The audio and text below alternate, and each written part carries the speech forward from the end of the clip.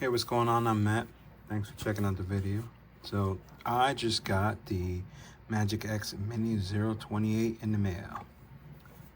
Figured I'd crack it open in front of you guys. I haven't opened the box yet, so I just kind of wanted to get you guys take a look at it with me, so we can share first impressions together. So, you guys are familiar with MagicX. This is the third device they've released. A little controversy with the first two devices. So the first one was the XU10, the vertical device was advertised as having a 3326S. Turned out that there was no 3326S. It was just a 3326. So then they released the second device, which is the XU Mini, which is this bad boy right here. I'll have to tell you, up until this point, it's been my favorite mini device. I like it over the Miyu Mini. I know that's probably blasphemy to some people. I'm not a huge fan of verticals. The sticks feel awesome. They're Hall sticks. D-pad is great. Buttons are great. You know, it just feels good, man. It's just a good device. They have, a lot of people are super big on the Embernic 28XX. I was not a huge fan. The screen is nice, and it is a little bit more powerful than this one. The problem with for the 28XX is that everything is just too small, and I like the sticks. And so, I mean, for me, this has been my favorite, Another device a lot of people love is the TrimYard Smart. Very cool, very nice device. It really shines with MIUI, but, it's okay. I like it. It's not terrible. I like it. I still like the XU Mini more. More controversy with the XU Mini, which was that, they advertised it as this 3562. So a lot of us went nuts. We're like, oh, a new chipset, we can't wait. And it turned out that was a lie. It was a 3326. So, if they were just up front with us and said, hey, it's got a 3326, I think everybody would have been fine, because at this point, that chipset is pretty much immortal, right? It's been around forever. It's reliable. We love it. We know what it does. It does PS1, so it's been great. But, the fact that they lied to us again and then say, oh, it's not on us, it's the manufacturer.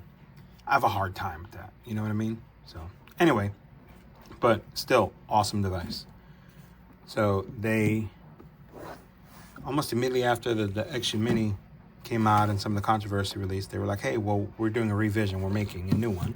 And it was called XU Mini Plus. And then they kind of changed the naming scheme. Kind of something similar to what Embernic's doing, not sure about the Zero, but the Mini, the 2.8, the 2.8 means it's a 2.8-inch screen. So get it. This one's significantly different, guts-wise.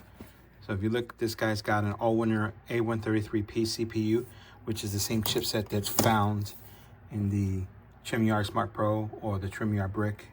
Very capable chipset. It's about on par with the 3566. Maybe a tiny bit less powerful than 3566.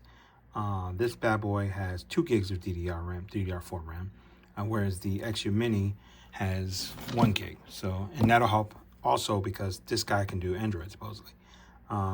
This has a Wi-Fi built into it. It's only 2.4, but it's Wi-Fi, where the XU Mini didn't have any. So that's a huge plus. Battery, so it's got a 29 milliamp hour battery, 2900. I believe this one had 26, so you should get a little bit difference in bump in performance there. You're running Android on this guy, so if it's running Android, you should have a better sleep than on the Linux build of that, because that came with Linux. You could do like Plum OS, or you can do even there's a Rocknix build, and the Linux is great, but it's still quite not as good in the sleep as Android is. That's just my opinion, Still has the same awesome sticks. It's got dual speakers. Did this guy have dual speakers? Yeah, so this guy had dual down-firing speakers, and it's the same size. So we'll see. I just wanted to kind of unbox it, take a look with you guys, and let's see what it looks like. So let's get her open, see what she looks like. All right, so we got standard packaging, right? So I ordered the Glacier. All right, I pretty much always get the purple, and the purple looks sick, but I saw this Glacier, and I was just like, yeah, I gotta get this bad boy. Oh, that's pretty sick looking. Look at that. So, that is pretty slick looking. That's pretty awesome. So you got your home back button here. Sticks are the same. So the buttons have a pretty, like a blue labeling there. D-pad looks slick. So this is pretty nice looking. Yeah, this is pretty stinking nice. Slots are on the sides. Micro SD slots just like on the other one. So interesting. On this one here, you have power and reset. Actually, this one here looks like you only have power. And then here you have your two micro SDs and, your two USBs. Same there. SD slots on the side. The home button. Yep, so this is a menu button. This is looking like it's the home back button. I don't know if you can see it on the camera. So, and there's no secondary, which was like I don't know if this was like a reset or, can't remember if it was a back or a reset button, and this was a menu button. So interesting. So this is definitely geared towards Android. So feels nice. A little bit cooling on the back. See some cooling vents on the back, same just like the original one. Interesting. Let's see what else we got in the box before we power it up. So alcohol, which means that did they give us a screen protector? They did give us a screen protector. Nice. What is this thing? Some screws. I'm wondering if there's, just in case we need to take it apart, or they go that much detail that they say, hey, if you decide you rather the black screws than the silver ones that are here, here's a set. I don't know, but that's interesting. Okay. Your standard power cord. All right, let's get this bad boy powered on and see what she looks like. And I did get the 64 gig model. I typically don't buy them with the cards, but the regular sold out so quickly, so I didn't, my only choice was to get the 64 gig, so we'll check it out. And so they actually have it in the, is that the TF? Yeah, they have it in the TF1 slot, so let's see how that works there.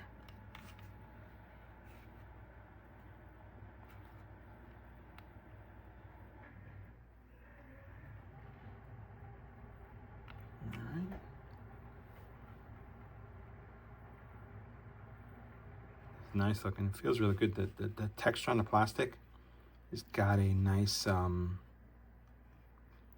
guess, textured feel. It doesn't feel, so this one on the regular Mini, it's not like totally smooth, but it's smoother. It's not textured, you know what I mean? It's not slick, but it's textured. So it's smooth, but it's not gonna have fingerprints. This is more of a textured feel. It's got I don't think the camera can pick it up. You can't really see, but it feels really good, like grip-wise. This is the new logo. I don't know if that's just for the 28, the 028, or is that the new MagicX logo? You know, they have so many new devices coming out. Most of them have this A133P chipset in them, so we'll take a look and see. It's called Dawn Launcher, by the way. Okay. So we see here, what do we got? So far, it says it's supposed to have a touchscreen. I thought, maybe not. Maybe it doesn't have a touchscreen. Maybe I misread that. Maybe I don't see a touchscreen. I could have misread that. Actually, you know what? I'm making that up because I don't think I read anywhere that it had a touchscreen, so it's not a touchscreen. All right, so this is called Dawn Launcher. Let's see what we got here. We got library, settings, scraper. We go down. All right, so the shoulders move it kind of almost, I'm not gonna say it's the same thing, but it almost feels like Daijisho. So we got Amstrad, Arcade, Atari 7800, Lynx, CPS1, CPS2, CPS3, Dreamcast, Famicom,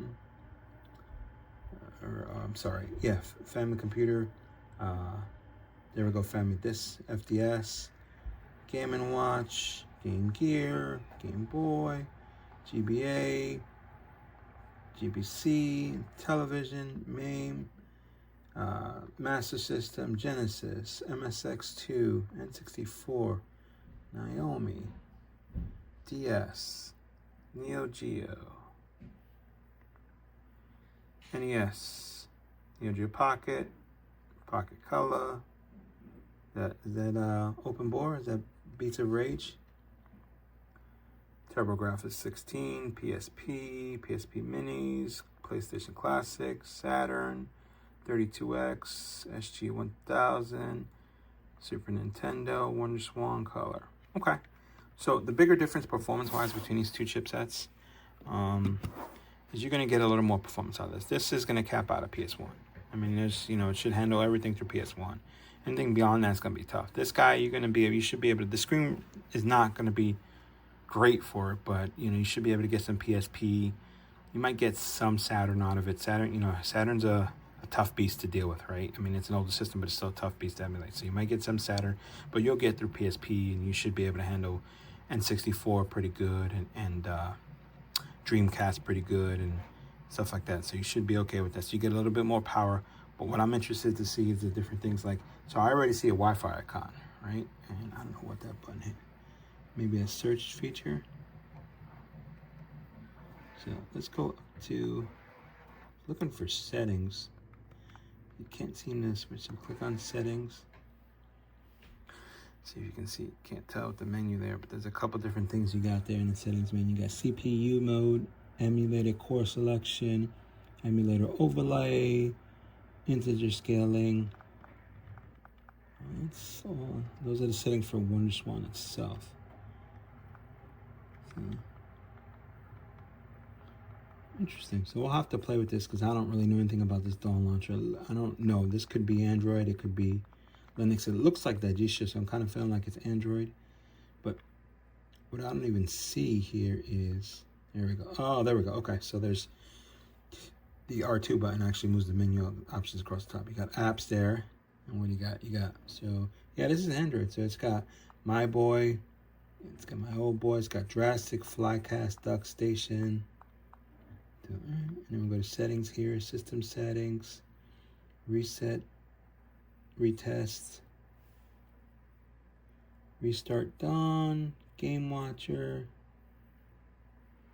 So there's a couple different interesting input tester here.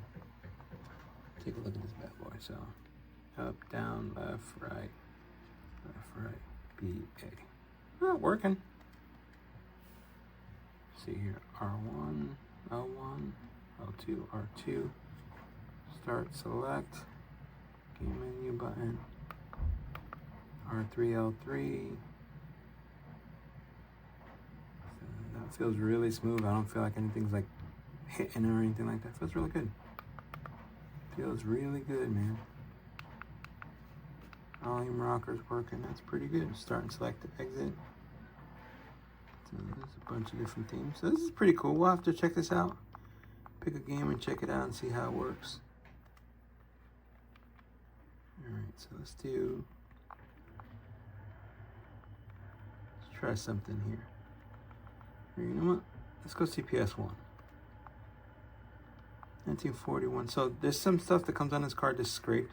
I mean, it's kind of a basic OS, right? You know, it's not going to be anything like what you do, right? Or what we do when we set up our own cards. Yeah. So, Championship Edition is my favorite Street Fighter 2. I know a lot of people like the Turbo and all that stuff. I'm old school, man. This is the game I played when I played hooky from school and I hung out at the arcade and played Street Fighter all day until my dad showed up and whooped my butt type of thing, you know?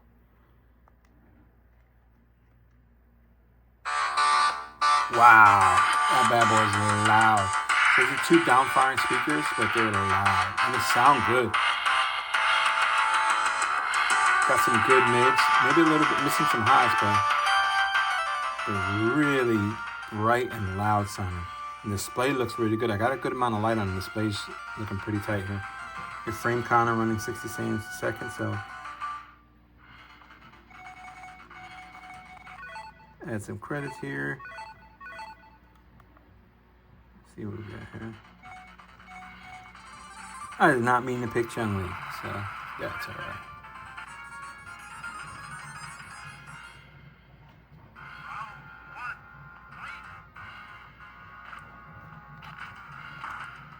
So D-pad feels pretty good. Oh, Ken's handing it to me.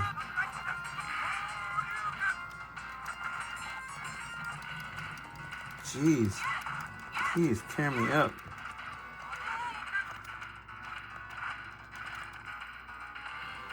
Oh my God, he tore me apart, man. That's nuts.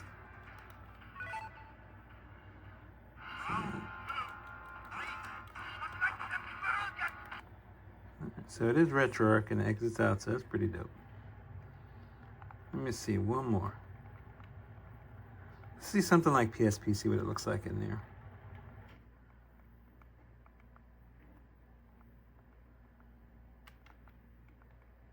There you go.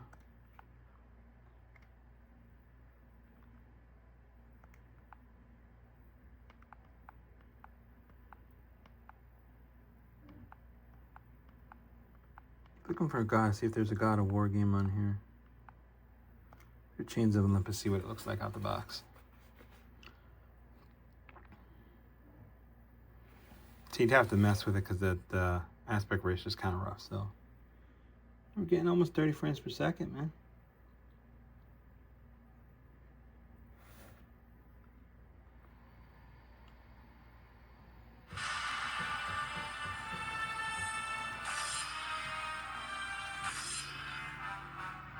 Looks really good, man. Seems to be running pretty good too. No stuttering at all.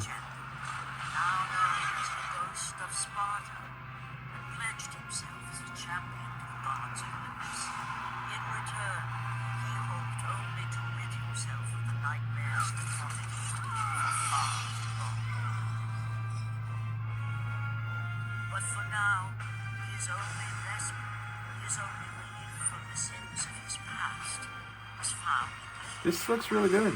A lot of times by now, you're seeing stuttering and stuff like that. Like on the 3326, like on this bad boy here, I don't know if it would even get this far before it starts stuttering and looking terrible. So I dig it.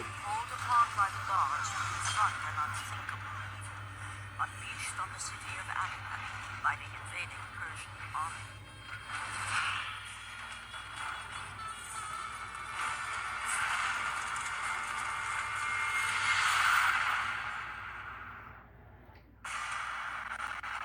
Oh, got a little audio stutter there.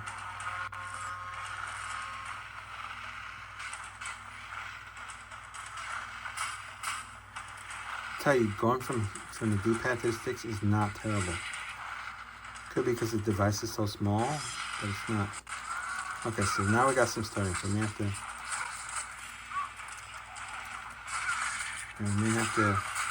adjust the settings and kind of play around with it, see if we can turn the resolution down or something. Maybe some frame skip on or something, which is about on par with this chipset, right? So, but for the most part, it's not terrible. Definitely playable. Just a little bit of stuttering. Maybe turn some frame skip on and it'll fix it. But yeah, I'm gonna say that PSP is playable on this level. Yeah.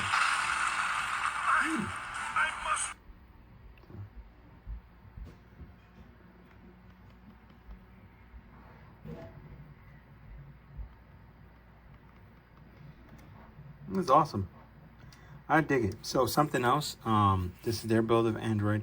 From what I understand, Big Dog Gamma is working or has a version of Gamma Core that's gonna fit this, or he believes will. So I'm pretty excited to see how that comes out. So anyway, let's take a look at the apps, right? Let's go. So you're gonna do R2. That goes to emulator. So let's go to all. Let's see what we got here. So we got a web browser, which is Google Chrome. The Dawn launcher is listed as an app. DuckStation, Flycast, Drastic, Yavashanshiro 2 Pro, which is a paid app, so that's a no-no. And I get it. You know, some people are like, well, what are you complaining about that stuff? But I mean, this kind of stuff here, like with Yavashanshiro 2 Pro and Redream, I like to support the developers because they make some badass stuff, right? So, you know, what I don't see on here, I don't see a Play Store or an Aurora Store. So are we not able to add any additional apps? Because that'd be a huge draw to this guy over this guy. Because if you could have this all your retro and then you could throw some Android games on there. I mean, I get, you know, this isn't ideal for Balatro, but I mean, if this thing could run Halls of Torment or Vampire Survivors, you know, that or Hollow Knight, I mean, that would be pretty sick, right? I mean, that would be pretty awesome to do on the go there in a backpack device. But I don't see anything like that. So that might be more of a let's see if we can sideload stuff. You know, there is a file manager, so we might be able to sideload some stuff on it. So definitely worth a check out. But yeah, man, what else we got? So we got emulators. This is games. So games is empty. So maybe that's Android games is talking about. So there's a potential there. And then under tools, we got the clock. So all the basic stuff. So yeah, man, this might be, we're going to play with this and see if we can get some Android stuff on here. That was it, man. I just wanted to have you guys check this bad boy out with me. I'm pretty excited. I like it. I have a Powkiddy X35H that I thought was going to become my new backpack device. And the hardware on it's great. The sticks feel on par with these sticks. Everything feels really good. The hardware feels really good on this thing. The problem is that they decided to use their own software on it. It's called Powkiddy OS, and it's super duper basic. I mean, it's too basic for me. I like to be able to get into RetroArch and do stuff, so we'll see. But being a 3566, I'm hoping we see some kind of Rocknix or something, or, you know, Arc or something, CFWB come out for it that gives us a little bit more options. But right now, just kind of what I'm seeing, I think for right now, this guy might be end up being my backpack device, just until they come out with new software, because I do prefer bigger devices, and that Powkiddy's got the 3.5-inch screen. But yeah, this might be my backpack device going forward. So, all right, thanks for checking out the video. You guys stay safe. Later.